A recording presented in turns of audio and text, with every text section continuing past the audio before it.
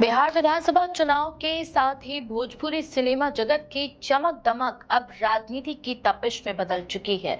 जिन सितारों की दोस्ती और एकजुटता कभी भोजपुरी मंचों की पहचान हुआ करती थी, आज वही चेहरे एक दूसरे के खिलाफ सियासी बयानबाजी में उलझे दिखाई दे रहे हैं। खेसारी लाल यादव, रवि किशन, निरहुआ, पवन सिंह और मनोज तिवारी जैसे दिग्गज कलाकार जो कभी एक दूसरे के काम की तारीफ करते नहीं थकते थे, अब चुनावी मैदान में प्रतिद्वंदी बन गए हैं।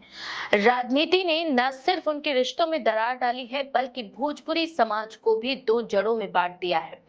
एक तरफ मनोरंजन की दुनिया के पुराने साथी हैं और दूसरी तरफ चुनावी रणनीति के नए खिलाड़ी। खेसारी लाल यादव इन दिनों सबसे ज्यादा सुर्खियों में हैं। वे इस बार आरजेडी के टिकट पर छपरा विधानसभा सीट से चुनाव लड़ रहे हैं। उनके सामने बीजेपी की पूरी प्रचार मशीनरी सक्रिय है, जिनमें भोजपुरी के ही सुपरस्टार रवि किशन पार्टी के स्टार प्रचारक के रूप में डटे हुए हैं।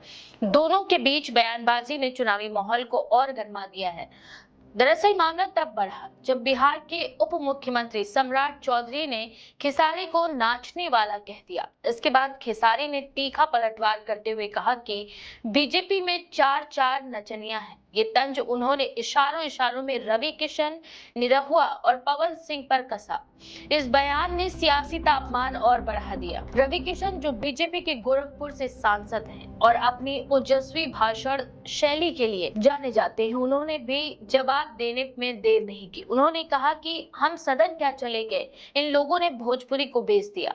रवि किशन ने खेसारी और उनके जैसे अन्य कलाकारों पर भोजपुरी इंडस्ट्री की गिरती हालत का ठीकरा फोड़ा और कहा कि जिनके दम पर कभी भोजपुरी फिल्मों की सिल्वर जुबली हुआ करती थी, आज वहां दर्शक भी नहीं बचे।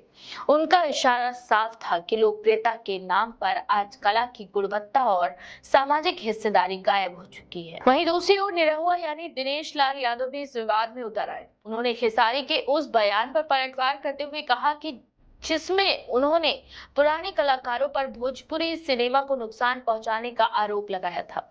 निरहुआ ने सलमान खान का मशहूर डायलॉग दोहराया, बाप को मत सिखाओ कि बेटा कैसे पैदा किया जाता है। उनके इस जवाब ने स्पष्ट कर दिया कि अब ये विवाद सिर्फ चुनाव तक सीमित नहीं है, बल्कि ये एक पीढ़ी का टकराव में बदल गया है, जहां नए कलाकारों पुरानों को जिम्मेदार ठहरा रहे हैं और पुराने कलाकार खुद को सिनेमा का निर्माता बता रहे हैं। चुनावी बयानबाजी में निजी टिप्पणियां भी शामिल हो गई। खेसारी ने पवन सिंह की निजी जिंदगी को लेकर तंज कसा और उनकी वैवाहिक विवादों पर मजाक किया। उन्होंने खुले मंच से पवन सिंह के पारिवारिक मुद्दों को उछाला, जिससे माहौल और भी बिगड़ गया। जवाब में पवन सिंह ने कहा कि घर की बातें कमरे में होती हैं, कैमरे पर नहीं। ये संवाद दिखाता है कि राजनीति ने व्यक्तिगत रिश्तों की सीमाएं भी मिटा दी हैं। अब मंच पर सम्मान बचा है और न ही पर्दे के पीछे भाईचारा। इसी बीच भोजपुरी की लोकप्रिय अभिनेत्री अक्षरा सिंह ने भी अपना पक्ष रखा। हालांकि उन्होंने राजनीति में औपचारिक रूप से प्रवेश नहीं किया, लेकिन उन्होंने खुलकर कहा है कि वह खेसारी लाल यादव का समर्थन नहीं करेंगी। अक्षरा ने कहा कि जो व्यक्ति मंच से उनके बारे में बार बार अपमानजनक बातें करता है, वो उनके समर्थन की उम्मीद भी नहीं रख सकता। उनके इस बयान से ये साफ हो गया है कि इंडस्ट्री के अंदर का मतभेद अब सार्वजनिक हो चुका है। इसी तरह ज्योति सिंह, जो इस बार काराकाट से निर्दलीय उम्मीदवार है, उन्होंने भी खेसारी को नचनिया कहने पर विरोध जताया। मनोज तिवारी, जो कभी खेसारी के गीतों की तारीफ करते थे, अब बीजेपी के वरिष्ठ नेता और सांसद के तौर पर खेसारी पर अप्रत्यक्ष रूप से प्रहार कर रहे हैं। उन्होंने एक सभा में कहा कि भोजपुरी की इज्जत मेहनत से बनी है, नाच गाने से नहीं। ये तंज भी खेसारी पर ही माना गया।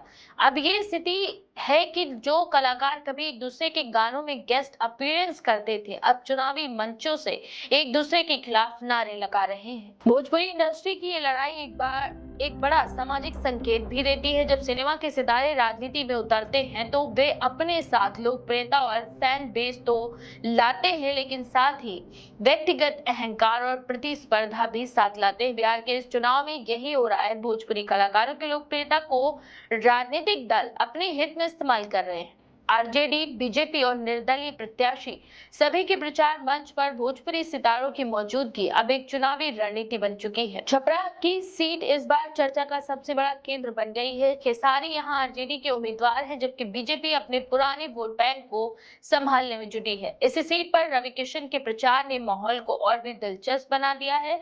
दोनों ही कलाकारों के समर्थक सोशल मीडिया पर लगातार एक दूसरे के खिलाफ अभियान चला रहे हैं। इस पूरे घटनाक्रम का सबसे बड़ा असर भोजपुरी दर्शकों पर पड़ा है। जिन लोगों ने दशकों तक इन कलाकारों को पर्दे पर भाइयों की तरह देखा था, वे अब भ्रम में हैं कि किसका साथ दे।